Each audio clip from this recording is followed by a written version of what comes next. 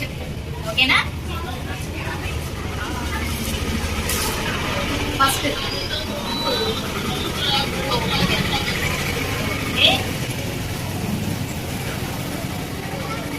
చూస్తున్నారా? మీకు ఏం కనిపిస్తుంది ఇక్కడ? చెట్లు, మొక్కలు, ఇంకా మొక్కలు. Very good. ఇది చెట్టు కదా, ఇవి మొక్కలు కదా, ఇవేమో చిన్ని చిన్ని పొదలు, ఇవేమో నీళ్ళు. సరే, ఇప్పుడు నేను దీని మీద ఒక కథ చెప్తాను. ఓకేనా? అనగానంట ఒక అడవి ఉందంట. ఆ అడవిలో ఒక నది ప్రవహిస్తుందంట. ఇది నది. ఓకేనా?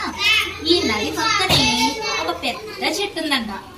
ఆ చెట్టు మీద ఒక చక్కని పావురం గూడు కట్టుకుని ఉంటుందంట. అర్థమవుతుందా? ఒక చక్కని పావురం గూడు కట్టుకుని ఉంటుందంట. ఈ చెట్టు కింద ఒక చీమ నివసిస్తుందంట. ఓకేనా? చెట్టు మీదేమో పావురం, చెట్టు కింద చీమ. ఈ రెండు కూడా మంచి ఫ్రెండ్స్ అయిపోయారంట. రోజు ఇవి మాట్లాడుకుంటూ ఉంటాయంట. చక్కగా కలిసిమెలిసి జీవిస్తూ ఉంటాయంట. అయితే ప్రతిరోజు పావురం ఆహారం కోసం బయటకు వెళ్ళి ఆహారం తిన్న తర్వాత మళ్ళీ తన ఇంటికి వచ్చేస్తుందంట. చీమ కూడా ఆహారం కోసం తన దగ్గర ఉన్న అన్ని ప్రాంతాలకి వెళ్ళి ఆహారం తెచ్చుకుంటూ ఈ పావురం ఆహారం కోసం బయటికి వెళ్ళిందంట. అప్పుడు ఈ చీమ కూడా ఆహారం కోసం అడుగుతూ తిరుగుతుందంట. తిరుగుతుండగా అనుకోకుండా ఈ చీమ నీళ్ళల్లో పడిపోయిందంట. అర్థమవుతుందా? ఈ నీళ్ళల్లో పడిపోయి బయటికి రాలేకపోతుంది. చూస్తున్నారా? నీళ్ళలో పడిపోయింది చీమ. అప్పుడు ఆహారం కోసం బయటికి వెళ్ళిన పావురం వచ్చిందంట. పావురం ఈ మునిగిపోతున్న చీమని చూసిందంట.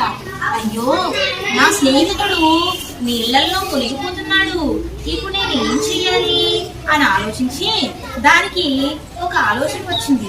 ఏంటి అంటే, ఆ చెట్టుకున్న ఒక ఆకుని తుంచి తీసుకెళ్లి నీళ్ళల్లో పడేసిందంట.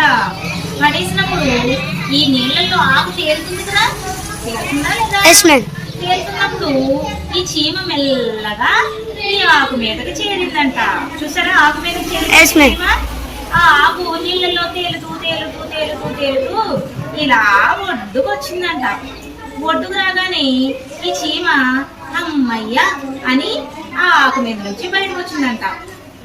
అప్పుడు ఈ పావురం కూడా అమ్మయ్య, నా స్నేహితుడు బ్రతికాడు అని చెప్పి చాలా సంతోషపడిందంట.